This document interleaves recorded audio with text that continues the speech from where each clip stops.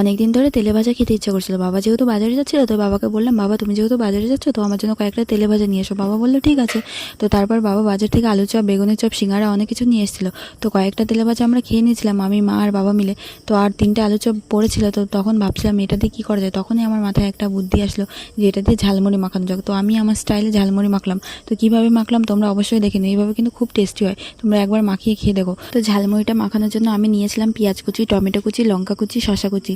তোমরা চাইলে আরও এর মধ্যে অনেক কিছু অ্যাড করতে পারো, যেমন বাদাম, চানাচুর। আমার কাছে ছিল না, তাই আমি অ্যাড করিনি। তো তারপরে একটা আলু চপ দিয়ে ভালো করে এটাকে মেখে নিলাম। মাখানোর পরে আমার কাছে ছিল একটু আম তেল, বাবা যেটা কেরালা থেকে নিয়ে এসেছিলো। সেই আম তেলটা আমি একবার ভেবেছিলাম দেবো না, বাট তাও মনে করলাম যে না, দিয়ে একটু টক টক ফ্লেভার আসবো। তার মধ্যে আমি লেবু অ্যাড করেছিলাম।